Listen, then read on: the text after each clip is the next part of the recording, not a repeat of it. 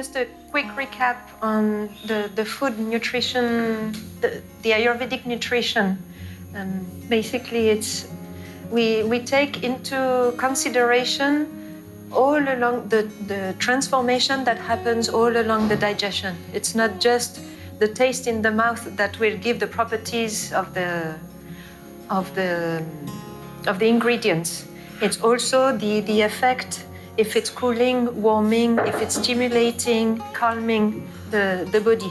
So whenever we think of Ayurvedic nutrition, we always have in mind the 6 tastes that will give the certain potency to the ingredients, but also the potency, once it goes through the fire of digestion, what will be the effect after, at the time of metabolism and assimilation. And when it comes also to the post-digestive taste, according to the different tastes, how they transform themselves after the digestion, this will give more specific information, and that's how we can relate it better to the being. If we look on the internet about the modern nutrition, they just give the properties of all the ingredients, the nutritional facts of ingredients, how much carbs, how much vitamins, minerals that every product has. But then I would say it's still information that relates to the first grade. It's not vitamin C or vitamin D or vitamin B's, whatever, that will tell you what it will do on the body. It's just a substance that will nourish your body one way or the other, but it doesn't explain what it will do. Whereas the Ayurvedic nutrition tells you for everything you eat what will be the effect afterwards in your body. Yeah. Because it needs to be transformed by Agni, by the fire of transformation. And if you are Vata, it's going to be irregular. So you can take as many vitamin C as you want, knowing it's very good for your skin, it's very good for your immunity, it's very good when you are sick, you want to recover. But if you don't have digestive power, you can take as much vitamin C as you want. It will never be transformed or absorbed. So the add-on to the nutrition, thanks to Ayurveda, it's to go back to you, who you are as a constitution, or in what dosha are you right now that you feel sick, and you can be Vata, you can be Pitta, you can be Kapha imbalance, and then you will know what's going on in your digestive tract. Small intestine is where everything gets digested, transformed. It gets transformed, digested. And then from that digestion, there's one part that will go to the bloodstream, and one part that goes to the bowel, and that's where the absorption starts. So then the absorption, it's also a digestion that happens at the cellular level. Whereas here, it's more like a gross digestion. It's to transform the food into chyle. So now we're going to see the different tastes and which tissues they nourish or which tissues they affect, depending on what taste you eat. But it doesn't mean that you're going to have these effects. We always go back to either a Vata fire or a Pitta fire or a Kapha fire. So it's different. We are still like, when I give the qualities of each taste, we are still like the modern nutrition that tells you what the products do on you. But it doesn't mention yet that if you don't have a strong digestive power, digestive fire, you won't assimilate as much and you won't create strength in your muscles. So we always need to come back to me right now. Do I feel hungry? How is my power to digest? Do I digest between 2 hours or 5 hours? What is the capacity of digestion? And the next day, do I evacuate easily, smoothly, or I feel retention or I feel constipation? And from this observation, then the next day, you know roughly what would be suited for you. Because you will recognize if Right now, my digestion is more like Vata. But it's right now, because it could be like that today and not the same and next not the week, same even if I need exactly. the same. That's why we need to keep many things in mind that affect the digestive fire. So when we look at Agni is in the mental, because you can be affected by situation that comes from outside, and your analysis or the way to process it affect your digestion, either with anxiety blocks it, or with frustration blocks it also, or you feel totally at ease and fine no matter what comes through the senses, doesn't affect you, and your digestion is proper. So we keep on observing all these. Or what time of the year are we? Mm-hmm. We are now in winter, where the cold makes the fire go more to the center. So, and the body needs more calories to be able to keep the warmth in the body. So we observe, and our appetite is probably more of feeling to eat something more nourishing, or more like with gravy, or maybe some bread, or maybe some that in the summer we know we don't like it. It doesn't suit, but the season requires this kind of thing. So this digestive fire has so many things that can intervene and create transformation. So even if the product has the best quality of the world, doesn't matter, because here, do I have the capacity to digest it? Yes, okay. I will benefit all the properties. But if here it's blocked or has some imbalance, no, it won't be absorbed. Even the body might even reject it. You tell me it's good, but no, I don't want it. Not ready for that. So let's have a look at all the different qualities when it comes to the taste itself, no matter the digestive power. Here it's just what sweet does in the body. So those words in brackets here, they are the name in Sanskrit. Madura, Madur, it's the sweet taste. And like we saw when we did the different the doshas, and which taste benefit which dosha. So sweet taste, So sweet taste being the heaviest, we know that it will be good for Vata. It can give some gravity, some grounding, centering, and also good for Pitta, because being the heaviest, Pitta has a strong digestive power. And so to give something heavy to digest may delay a little bit the digestion. So instead of digesting in 1 hour, maybe in 2 or 3 hours, it will take longer to digest. So that's why we don't give it to the Kapha, because Kapha has a slow metabolism or slow digestion. So for them, they will be digesting for a long time, and it will definitely create some acidity. So then sweet, always beneficial for Vata and Pitta people. And the properties, the qualities of the sweetness is oily, heavy, cool, viscous.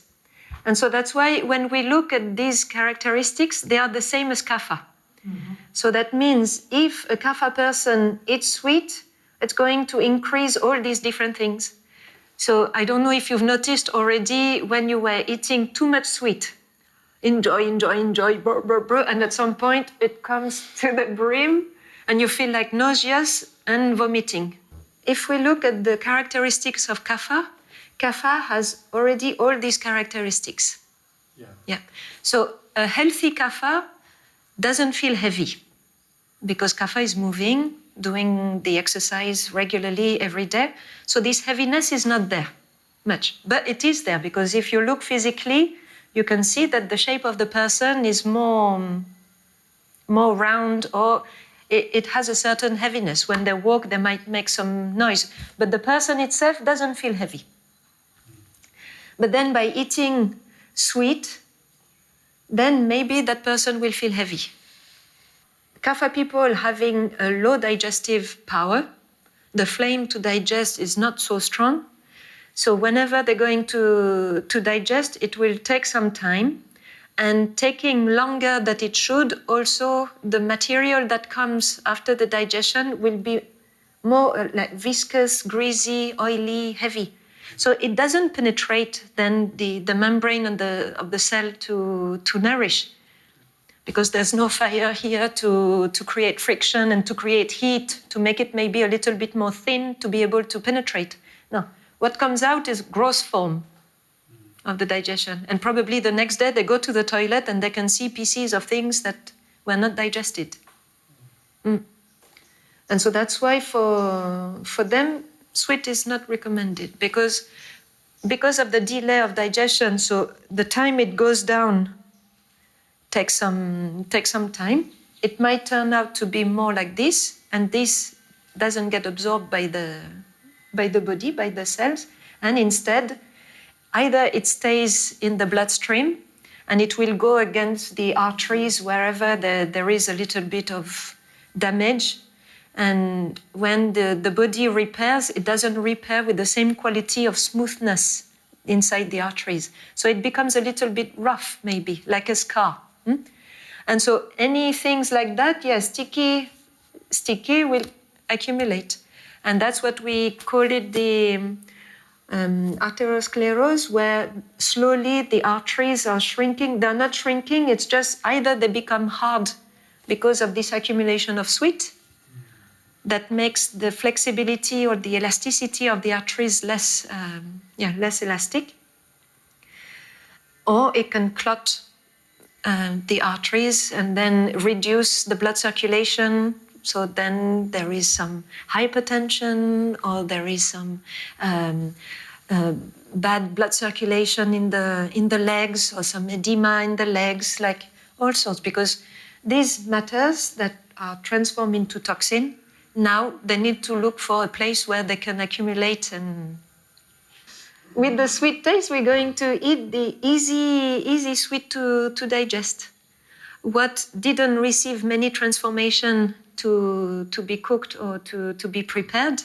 So that's why most of the food that comes from the industrial transformation, to be able to preserve, they will add some ease, and some of the ease are sweet things, or with lemon. So the more simple the food is, the better. From grown, collected, washed, cooked, then it has all the properties and easy to digest. And then you will see with the carbs, you have the simple carbs and the complex carbs. So complex, they are nourishing, they help the body to produce energy, they help all the cells also to regenerate and to perform intellectual capacities or physical capacities. We need these sweets, but if we have a lifestyle that is more sedentary, that we don't burn all this excess of energy, then the body will accumulate. But if you eat only protein and vegetables, and you do high physical activity, like you are a builder, you are a farmer, you are like consuming a lot of energy, you might feel that only the simple sweet from the protein, or the protein vegetables won't be nourishing enough, won't give enough energy. So then the complex carbs from the wheat, rice is needed, because it takes longer to digest. So when you burn it, it will give you more energy for a longer time. So when we keep in mind, carbs are good for the body, only if they are burnt, if they are consumed, like burnt. Sweet has for the physical effect, so it has the property to bind things together and to produce more mass. That's why, and to strengthen the body. That's why we use sweet. The children, they always want to eat something sweet, because they are building body, and one cell die maybe, but they have 10, 15 cells reproducing to grow. And to be able to grow like that, and to be able to create this heat to produce all these new cells, the sweet taste is there. So children ask for sweet, they probably have in mind the candy or things like that, but it's actually true what they need. They need sweet. So then we give them bread, we give them potato, we give them rice, because this will make them the body strong. Because it builds muscles, it gives strength to the tissues, to the bones, to the tendons. It gives elasticity to the ligaments. That's what the sweet taste does. Wheat normally is very good for the skin. So also for kids, it helps them to have a skin of a better quality that can also help. It's like an innate way to protect from the sun. It gives a good elasticity. It gives a good thickness of the skin. So wheat for children, it's also very good. More than rice. Rice doesn't have doesn't have the nutrient aspect that wheat has, which is that the elasticity. And mental effect. Yeah, when we eat sweet, how do you feel after?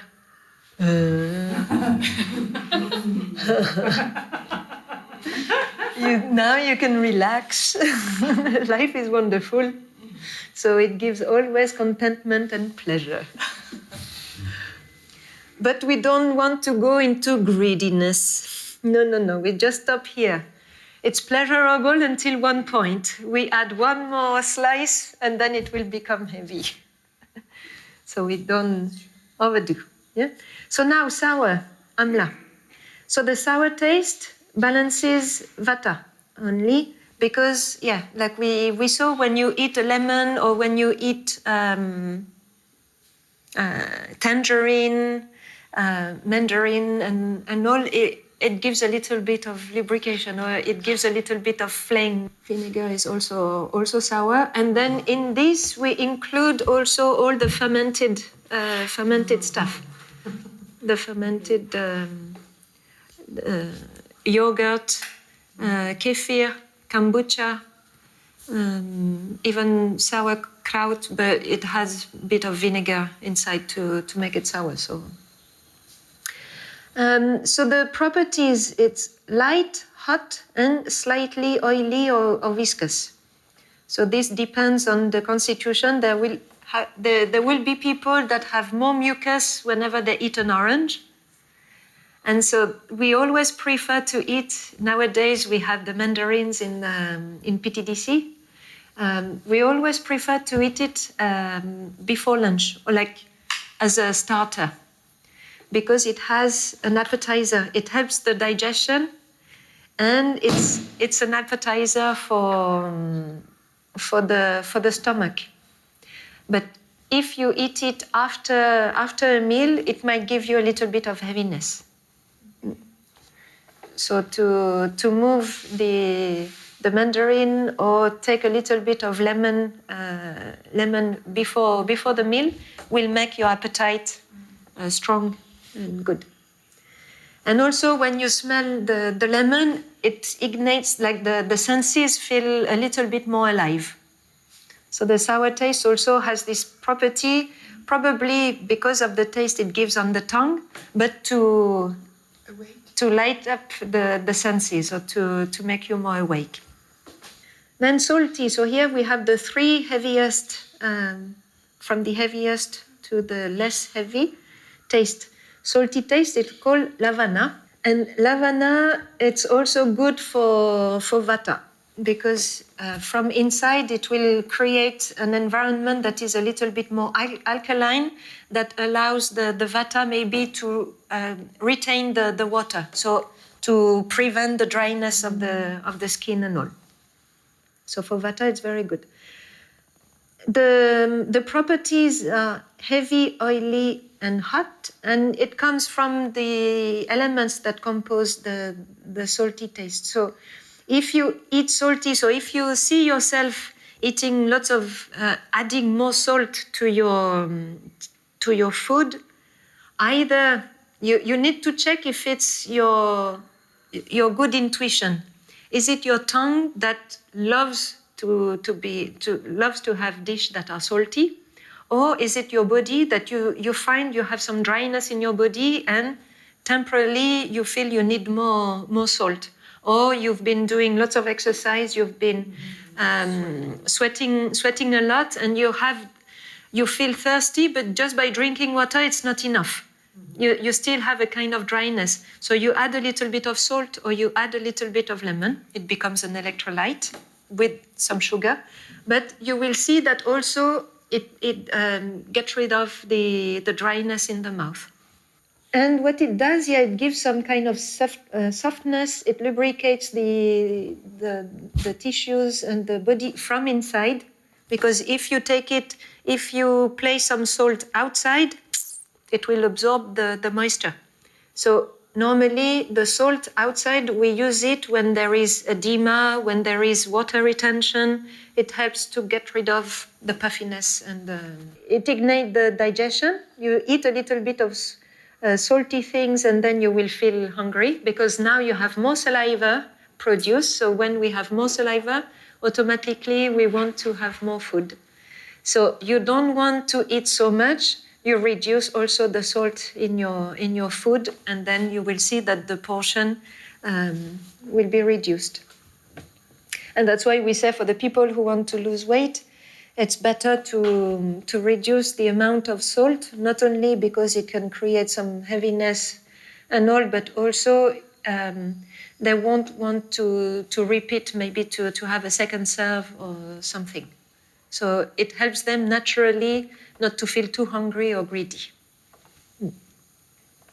And it will feel much better for the kidneys and for the heart anyway.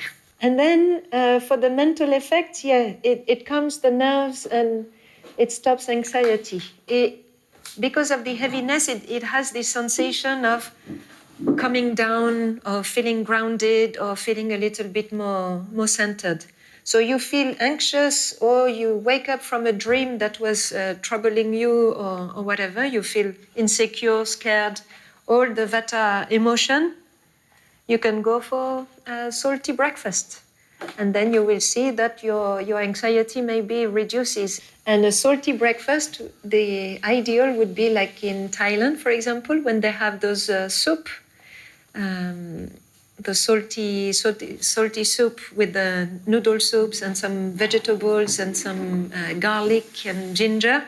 Then for the Vata person, it would be wonderful. Now we're going to from the lighter to the lightest. Pungent. So pungent is the spicy taste, and it's called Katu. And Katu is good for Kapha, definitely. Kapha always need to stimulate the digestion and to stimulate the enzymes to be able to digest at the faster pace. But it also has some good point for Vata. We know that the characteristics of Vata is also to be cold. So having spices for the Vata feel good. The only spices that Vata will have trouble with is the red chili. Red, green chili, and red powder. Then the properties, it's always light, hot, and dry, and especially the chilies. Chilies have all this property of dryness. So for the Kapha that is oily, viscous, greasy, having some chili powder or in the food will also well stimulate the digestion, whereas for the Vata person, it will give more constipation. Physical effect of pungent, so it increases the heat in the body. It creates also some. It breaks the watery channel in our body, and then we have the nose going on. We have the saliva also, like the burning sensation. It's carminative. Carminative means it stimulates the digestions. It creates a very good absorption of anything you eat. That's why whatever we eat, it's always good to add, even if it's just one spice, to make the absorption a lot more efficient. It removes any edema by increasing the digestive power. It removes the excess of water or the excess of moisture. Whenever you feel sick, if you check, your appetite is very low normally.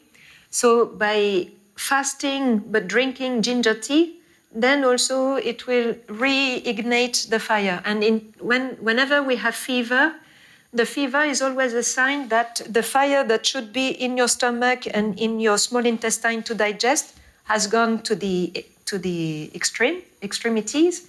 And from these extremities, then there's no appetite, you're sweating, you feel bad, you don't have energy or anything. So what you want to do is to bring the fire back to the center.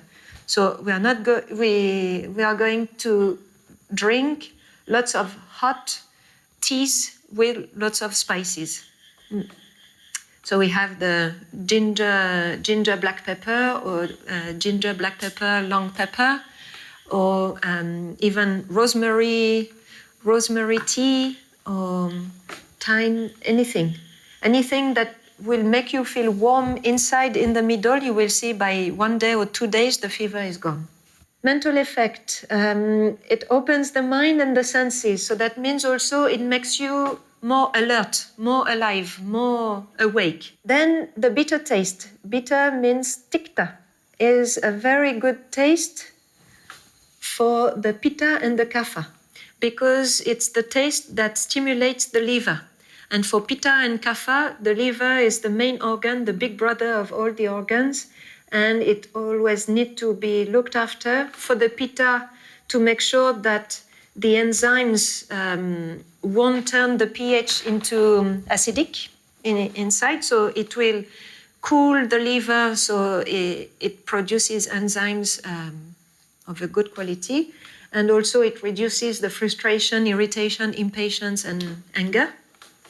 And for the Kapha, the liver always have to do more work, because whatever comes out of the digestion that goes to the bloodstream, before going through the whole body, it goes through the liver to be cleaned up, to purify the blood before reaching the lungs and the heart.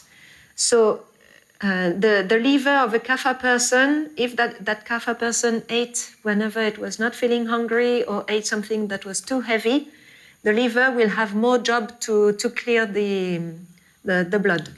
So then eating bitter taste, it's quite light, also easy to digest. So then for the Kapha, it will give a sense of lightness, and they will probably avoid this feeling of heaviness in the Kapha people often have pain in the liver area, or especially just after eating, for example, there's like a pinch sensation or some kind of heaviness.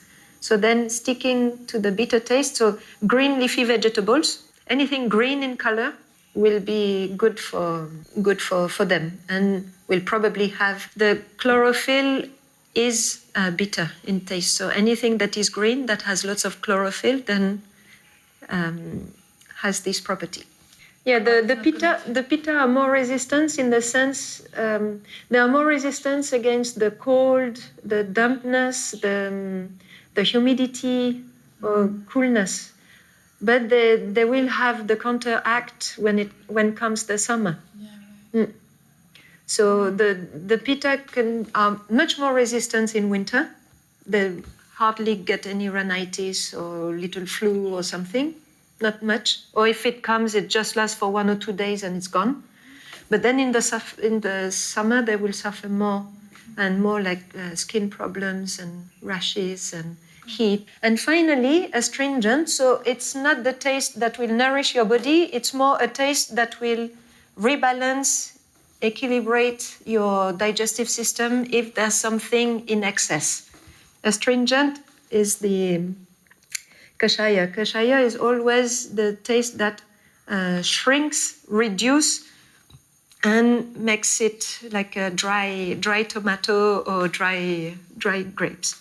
So astringent.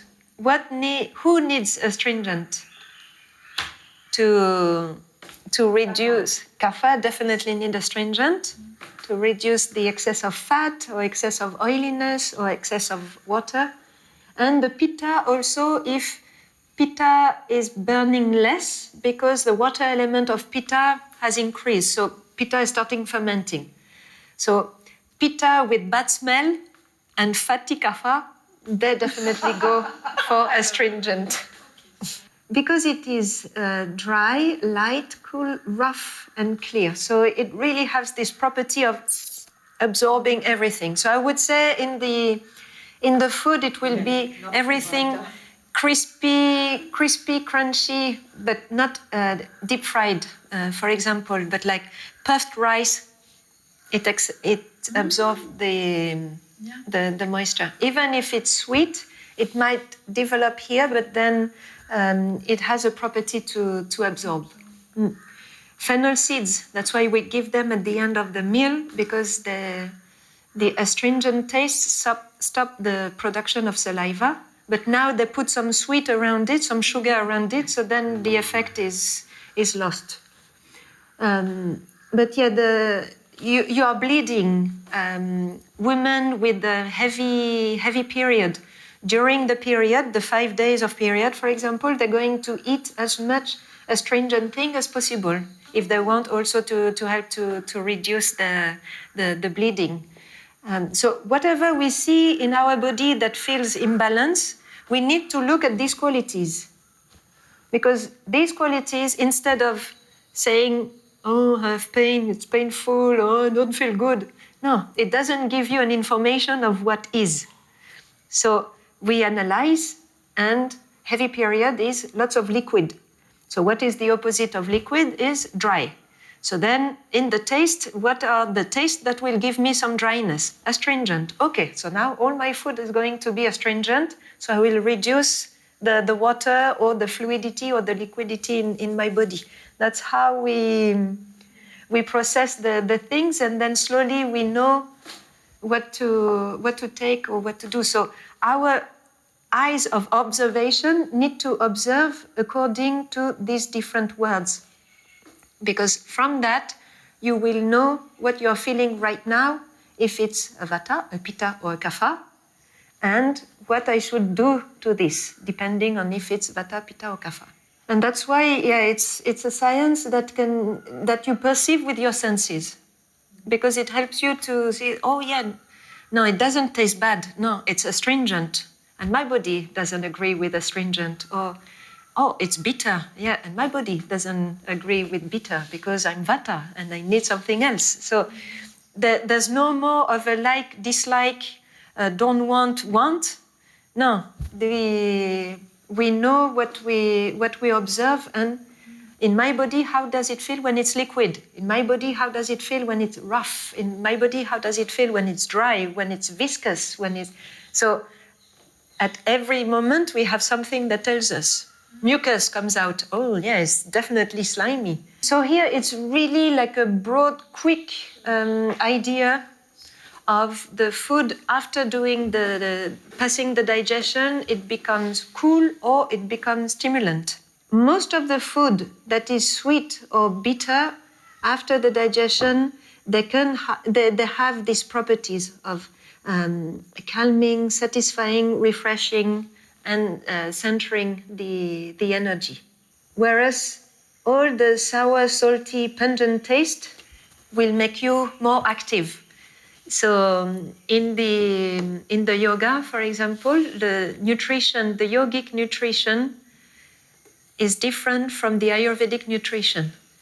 The yogic nutrition will be a diet that doesn't stimulate too much your senses, because you need to sit for a long time in observation and being more and more detached from whatever comes. So you need to have a mind that is capable of staying calm no matter what comes through the mind or what comes the sensation through the body.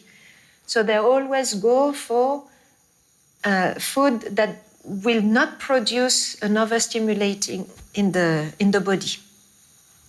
So they will never go for this kind of food, because when they observe themselves, they are also, some of them have such a high level, they can see like one drop of lemon and makes it difficult to focus or whatever. So the yogic diet is more going from the heaviest food, get rid of the heaviest, and going into the lightest. And even the lightest food should be also more cooling, because the senses need to be calm and composed.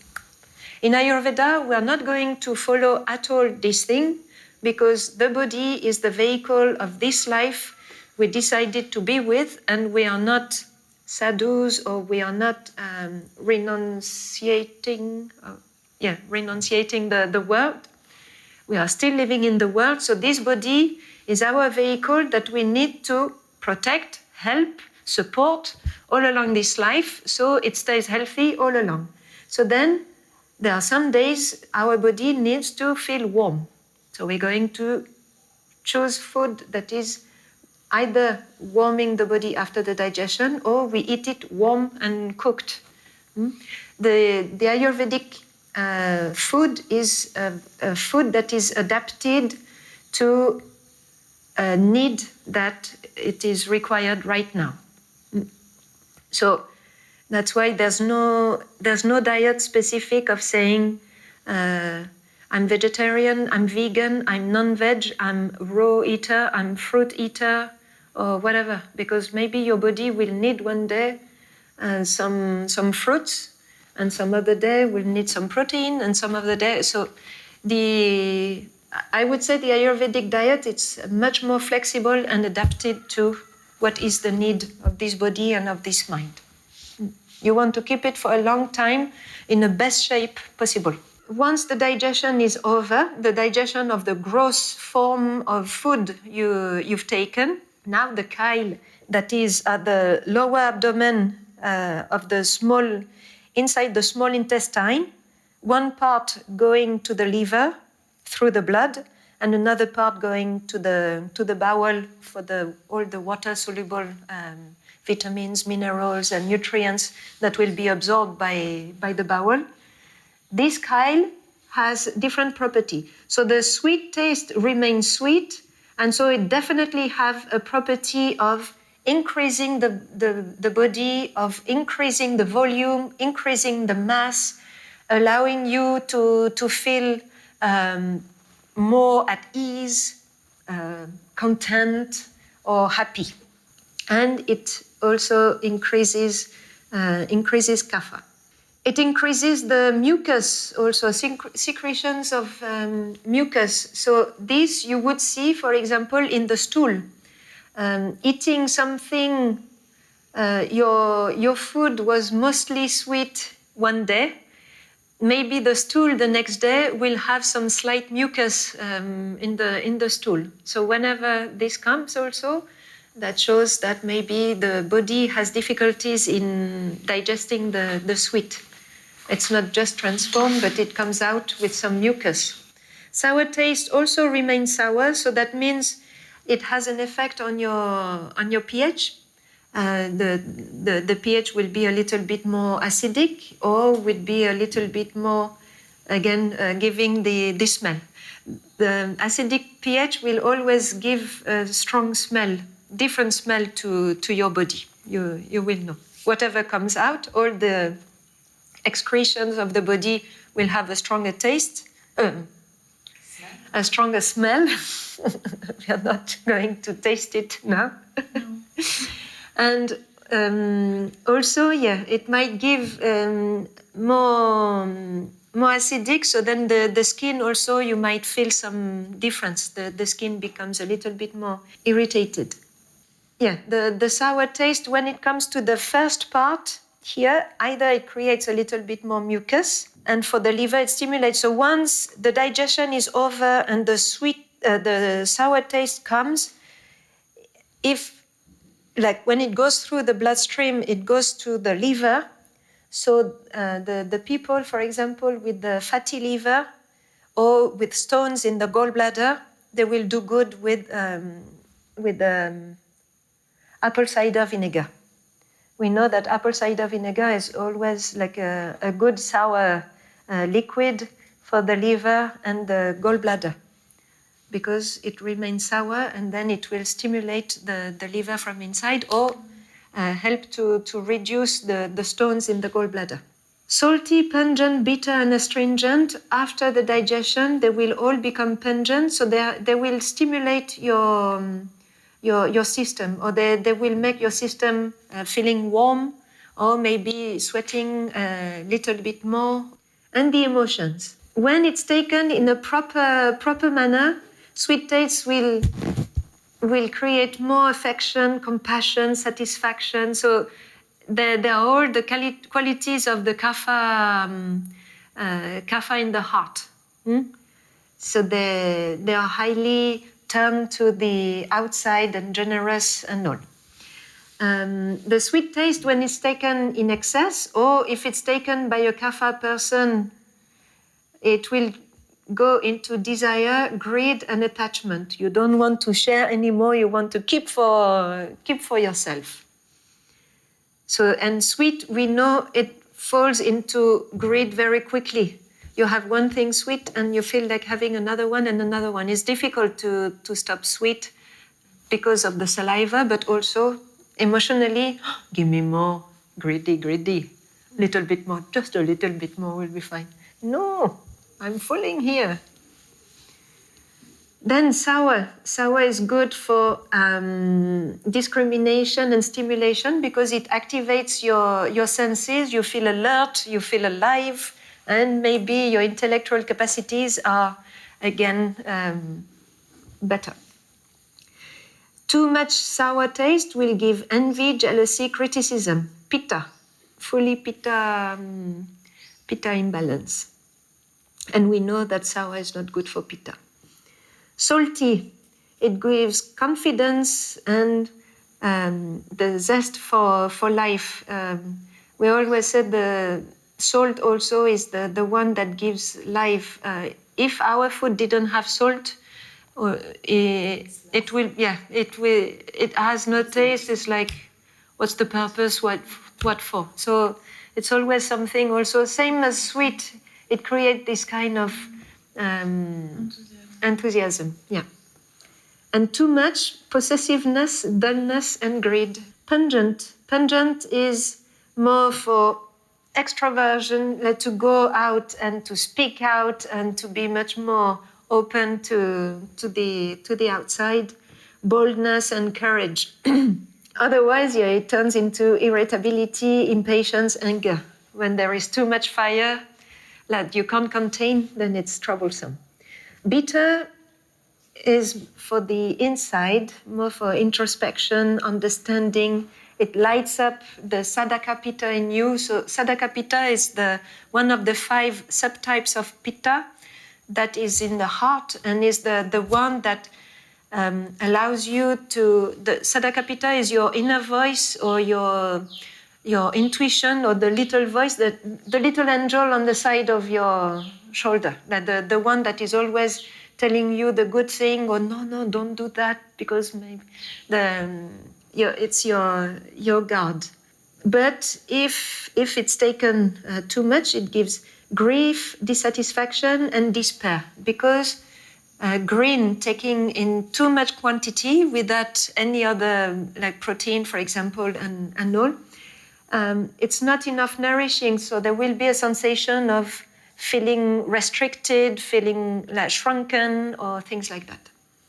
And finally, astringent, it's for the centering and the concentration. Instead of being all fluid and liquid and losing yourself in space, astringent will bring everything back together here in the heart and stay in the heart, or in the stomach where you nurture your little fire. Otherwise, insecurity, anxiety, and fear, because it has absorbed all the excess of water or of oil also. And whenever we don't feel we don't feel oily, I don't know if you experience that sometimes, but you feel your heart is dry. It's like a sensation, the dryness in the heart. And it's not that your heart is dry, because there is everything to lubricate, and inside the blood is going in and out, but the dryness and that's the anxiety and the irritation. That's where it comes from. So sometimes anxiety crisis can be because people are eating too much of crispy or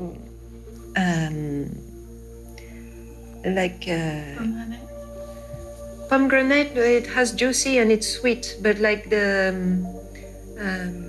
puffed rice or crackers or something that doesn't have any oiliness or anything to nourish the body. So anxiety has something to do also with this dryness or the perception of not having love, not feeling affectionate, not feeling also nurtured or looked after. So then we don't take astringent.